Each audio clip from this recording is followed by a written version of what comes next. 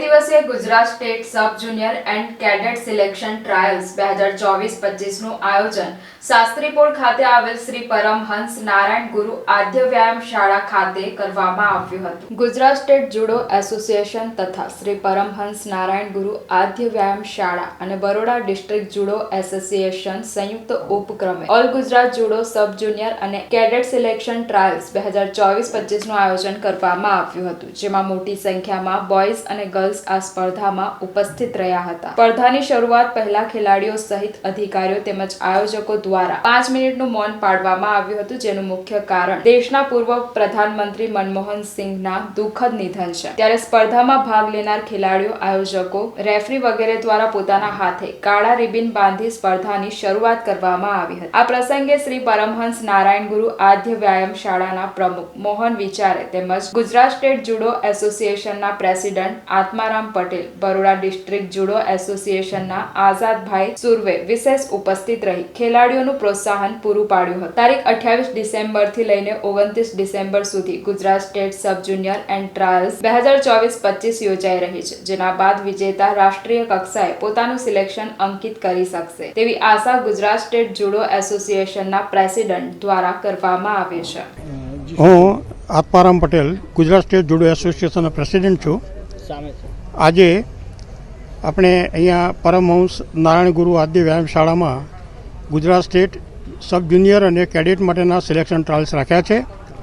આજે sub junior ભાઈઓ અને બહેનોના ટ્રાયલ્સ છે અને આવતીકાલે કેડેટના ટ્રાયલ્સ રહેશે।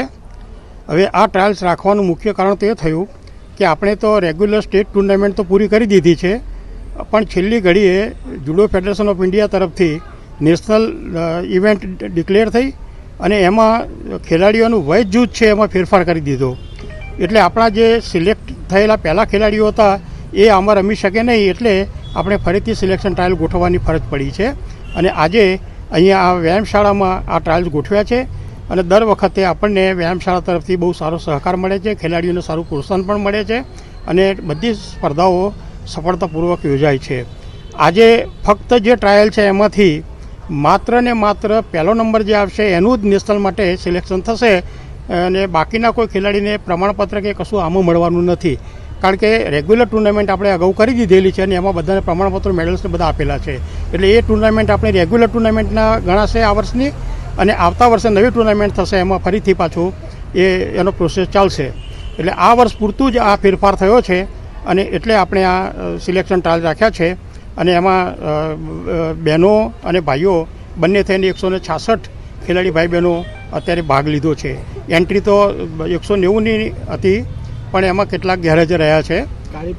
હા, આજે આમ તો સામાન્ય રીતે અમારી દરેક સ્પર્ધામાં અહીંયા જ્યારે યોજાય છે ત્યારે એનો ઉદ્ઘાટન સમારંભ કોઈ વિશિષ્ટ મહાનુભાવોને બોલાવીને એમની પ્રેરણાથી અને એમના પ્રોત્સાહનથી શરૂ કરવામાં આવે છે, પણ તાજેતરમાં આપણા પૂર્વ ડૉક્ટર મનમોહન સિંહ જે આપણા વડાપ્રધાન હતા એમનું અવસાન થવાથી એમની શ્રદ્ધાંજલિ રૂપે આજે પ્રાર્થના રાખી 2 મિનિટનું મૌન રાખીને એમને શ્રદ્ધાંજલિ આપીશું અને પછી અમે આ ટ્રાયલ શરૂ કરીશું। વિદ્યાર્થીઓને કાળી પટ્ટી પર અને આના આપણે પ્રતિક રૂપે દરેક ખેલાડી ઓફિશિયલ જેટલા આમાં ભાગ લઈ રહ્યા છે એ બધાને આપણે કાળી રિબિન સાથે શોક દર્શાવવા માટે એ આયોજન કરેલું છે।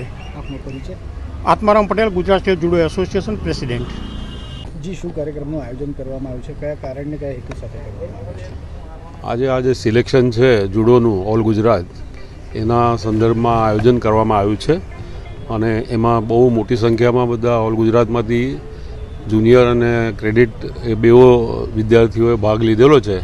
સંપૂર્ણ વ્યવસ્થા નારાયણ ગુરુ આદ્ય વ્યાયામ શાળા તરફથી કરવામાં આવી છે। નારાયણ ગુરુ આદ્ય વ્યાયામ શાળાનો હું પ્રમુખ છું અને અહીંયા ઉપસ્થિત જુડો એસોસિએશનના પ્રમુખ આત્મારામજી ઊભા છે પટેલ, તે જ પ્રમાણે સેક્રેટરી આઝાદ સુરવે છે। આઝાદ સુરવેનું આ બધું આયોજન છે અને આજે જે આપણા માનનીય વડાપ્રધાન મનમોહન સિંહનું જે અવસાન થયું છે એ સંદર્ભમાં અમે અહીંયા શોક માનીને પછી આ ટુર્નામેન્ટનું આપણે શરૂઆત કરીશું। હું મોહન વિચારે નારાયણ ગુરુ આદ્ય વ્યાયામ શાળાનો પ્રમુખ છું।